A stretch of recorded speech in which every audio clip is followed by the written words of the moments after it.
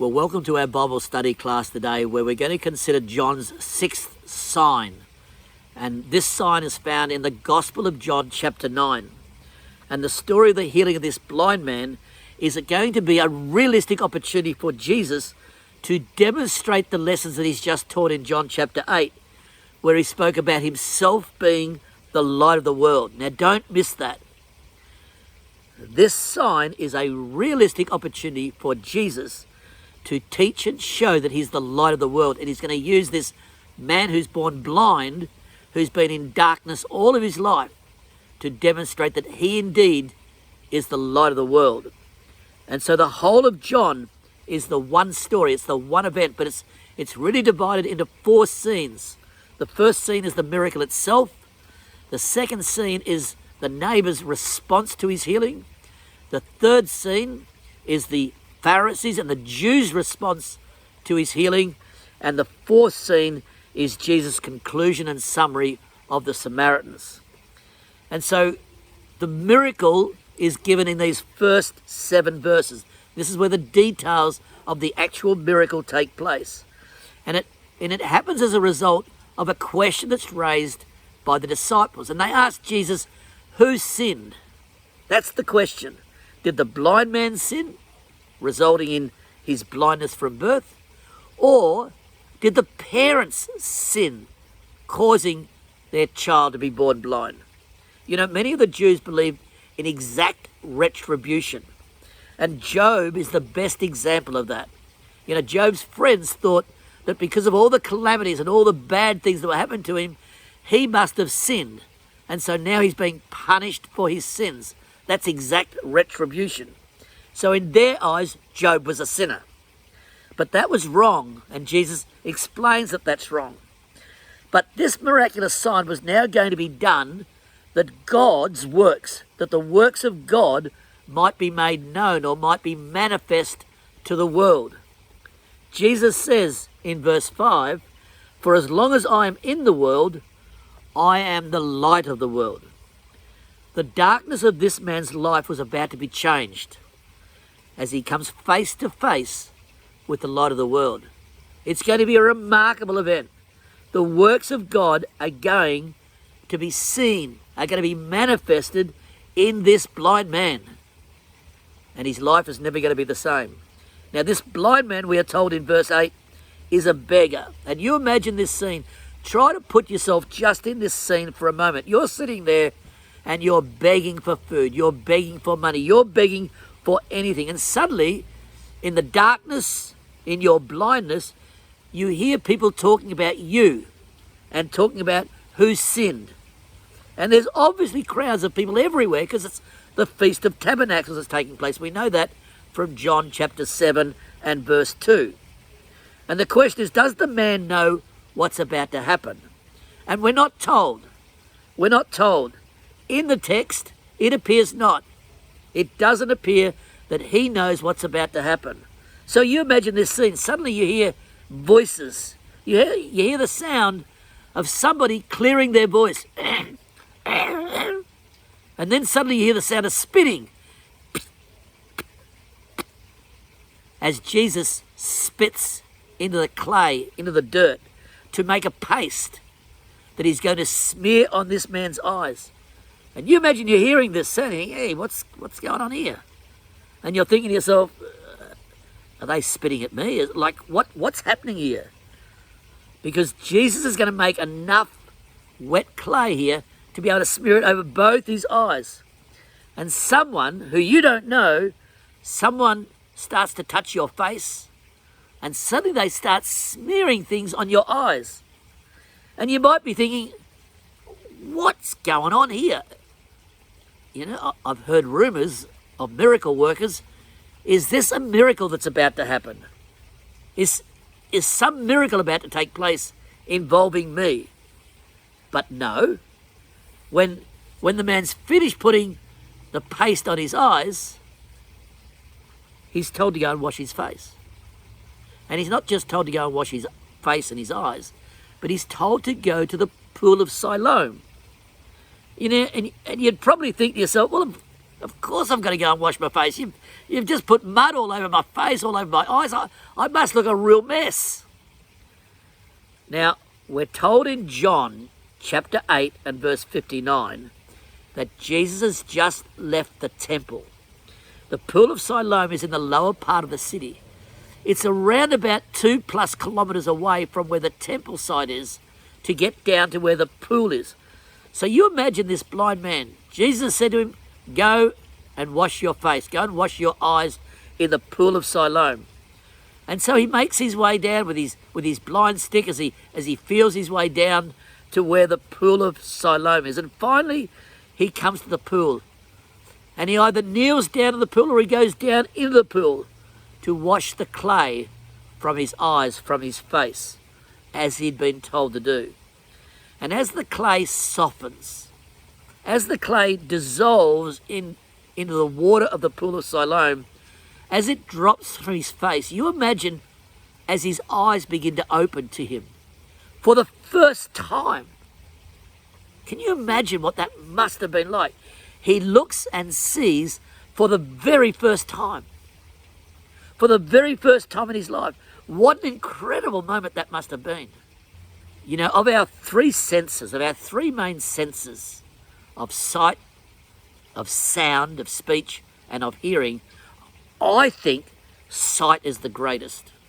That's just my personal view. And he must have just stood there, looking around for the first time and seeing things, seeing the people, seeing the shops, seeing the signs, and putting all the noise of the hustle and bustle to a picture that he'd only imagined in his mind. And now, for the first time, he's able to see and put the sounds to a picture. And that's the end of the first scene, as this man's eyes are open and he starts to make the journey home. And so scene 2 opens with this man coming towards his home and coming into contact with his neighbours. And so in verses 8 to 12, it's all about this man's journey to his home. And it's all going to be about the first of 3 interrogations. This man is going to be interrogated 3 times. And he's going to be interrogated by 3 different groups. But first of all, it's going to be his neighbours. He would have come from that pool of Siloam area in a totally different way to his ever walked before. You imagine, he's never seen before. He's always felt his way with his stick, with his hands, feeling the pillars, feeling the walls, feeling his way to wherever he wanted to go. But suddenly now he can see, and he's watching and he's looking. And suddenly now, instead of feeling his way home, he's looking and seeing the paths and the alleyways that he'd walked up and down for so many years. He's now seeing the shops and the sounds of the shopkeepers. And he comes to the neighbours. And when the neighbours first see him, there's this almost disbelief as to, well, who is this man? And it's taking place around his neighbourhood. You know, you can imagine these neighbours as they see him for the first time, not blind, because now he's walking by sight. And what happens is there's a discussion that says, well, is this really him? Is this the man who was named blind? And they're not really certain. And that really is an indictment on these neighbours. Because, yes, he'd received his sight, but his shape and his colour and his form had not changed. These people should have known him really well. They're his neighbour after all. But they don't know him. You know, and as this man would think about these questions and this discussion that's taking on around him and about him, it's like the clay dropping from his eyes as he begins to have revealed to him what these neighbours are really like, who these neighbours really are. Here are these neighbours who should have known him well, who have watched him and seen him come and go all of his adult life. But they actually don't fully recognise it. They're not really sure. They're not convinced. Yes, he can now see, but their relationship with him is so shallow that they're not really sure who he is. And like the mud in his face and his eyes starts to dissolve into that water back in the pool, their true relationship with him is beginning to be revealed. And we find in verse 10 that they asked the first of 3 hows. How were your eyes open? In verses 6 to 7, Jesus made clay out of dirt and out of spittle, and he smeared it on his eyes and told him to go and wash in the pool of Siloam. Look what this man says in answer to that question of how can you now see? And in verse 11 it says, the man answered and said, a man called Jesus made clay and smeared my eyes and said to me, go to the pool of Siloam and wash. So I went and I washed and I received my sight. And they said to him, well, where is he? Where is he now? Where is Jesus? And the man replied, I don't know. I don't know. And that almost closes scene 2, because scene 2 closes with the opening of scene 3, where these neighbours bring him to the Pharisees. Now, why would they do that? Why would they bring this man to the Pharisees? What's going on here? This scene opens with this man being brought by his neighbours to the Pharisees, the rulers. Why did they do that? They did that out of fear. Verse 22 says, for the Jews had agreed already that if anyone confessed that Jesus was Christ, he would be put out of the synagogue. And verse 14 tells us it was the Sabbath day when Jesus opened the man's eyes and cured his blindness.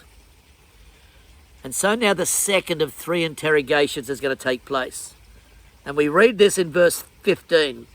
Then the Pharisees also asked him, how? Like these questions, and certainly these Pharisees, you might remember that Nicodemus, the only questions that he ever asked Jesus was how? How can you be born again? How can you be born of spirit? And so here again these Pharisees are asking how he had received his sight. And he said to them, he put clay on my eyes and I washed and I can see. And verse 16 says there was a division amongst them. Why? Why was there a division amongst them? And the answer is because some of the Pharisees could not get past the fact that this miracle had been done on the Sabbath.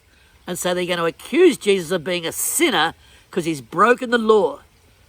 Because he's broken the law, that makes him a sinner, and there's no way a sinner could do these miracles.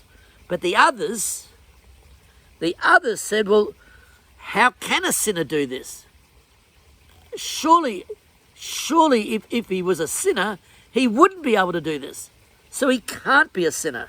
And suddenly you have this division. But then you have this almost humorous scene of the Pharisees asking the man who's been healed, well, what do you think? And it's like they can't come to an agreement themselves. And so they throw it across to him and ask him, well, what do you think? And in verses 17 to 18, this man, as we watch him, we see his faith and his belief growing.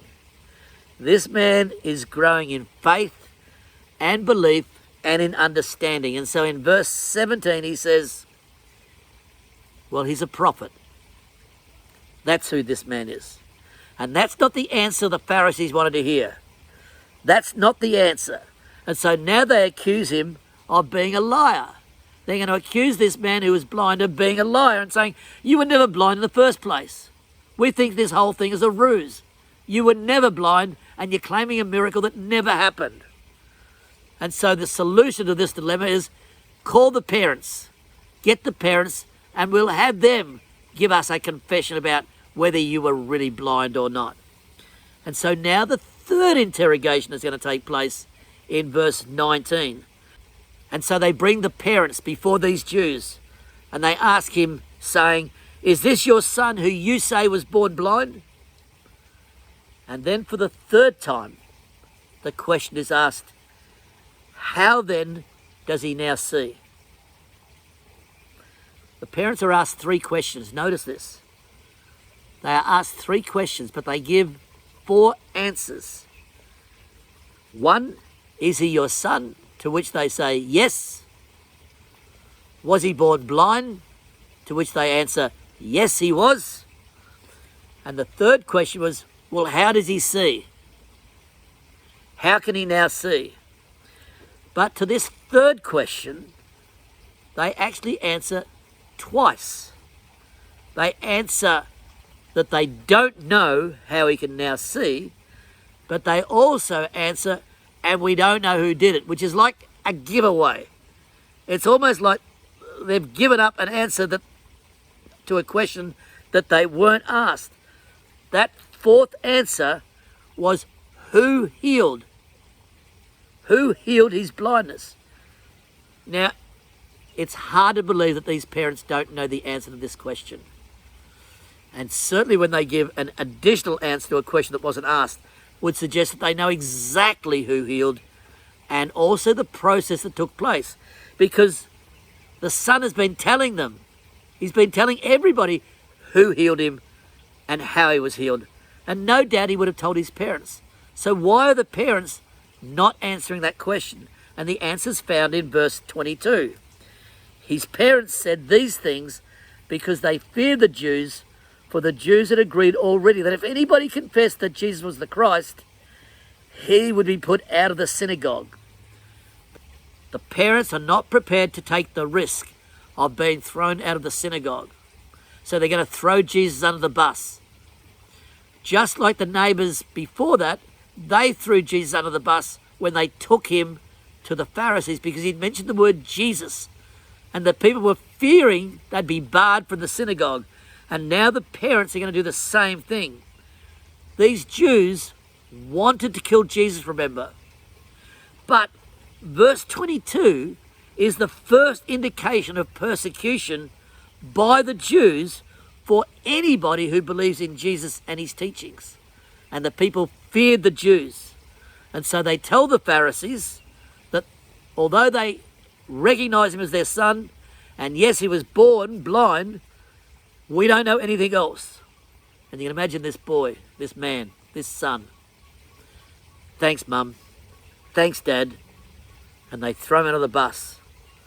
And as the clay dissolves and falls from his eyes a second time, as he thinks back to this moment back at the pool of Siloam, as it dissolves and falls from his face, the reality of the flesh and of its selfishness and its pride again reveals itself, this time through his parents, who are not prepared to take the risk and declare that Jesus did this miracle. And so again, the blowtorch of the Pharisees is turned on this man who has been healed. And I just love the way that this man who's been healed, I love the way he gives these answers at this time. It's really my sort of answer.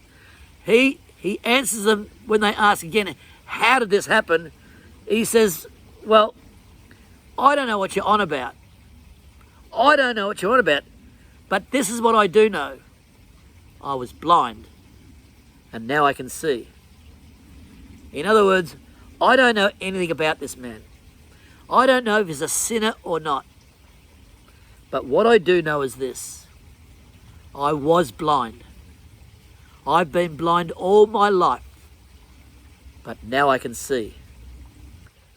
And again they ask, how? How? How? How is this possible? And I love his answer here. I love this answer in verse 27. He answered them, I told you already, and you did not listen. Why do you want to hear it again? It's like, are you deaf? Are you deaf? Do you need Jesus to heal you? Do you want him to do a miracle with you? Then they hurled insults at him and said, you are this fellow's disciple. We're the disciples of Moses. See the progression of this blind man, this man who's now been given his sight? He's now becoming a disciple of Jesus. And verses 30 to 33 give us this stunning confession of faith by this man. In verse 30 we read, the man answered, now that is remarkable. You don't know where he comes from, yet he opens my eyes. We know that God does not listen to sinners.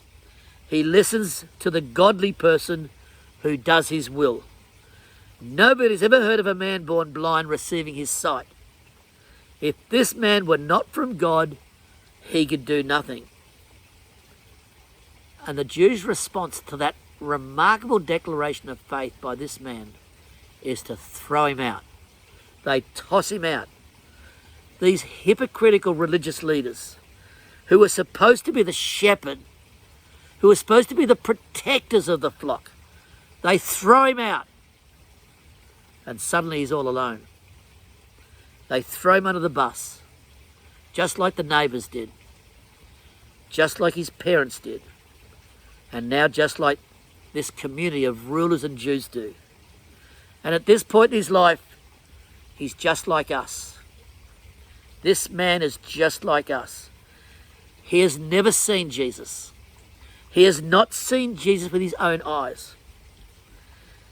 He's heard the voice of Jesus, just like we've heard his word, but he's not seen him. But now he's going to see him.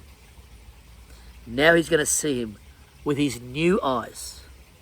Imagine what that's going to be like for us when we get to see Jesus with our eyes. Imagine seeing Jesus for the first time. Can you imagine that moment? You know, I can't wait for that time. Just to put my eyes on Jesus. I'm just longing to see him. I just want to see Jesus. You know, I love verse 35. It says this, Jesus heard that they'd thrown him out. And when he found him, he said, do you believe in the Son of Man? Jesus comes to him. Jesus finds him. And he finds him in his sadness, in his brokenness, in his loneliness. And he asks him, do you believe? Do you believe? And in verses 36 to 37, he said, who is he, Lord, that I may believe in him?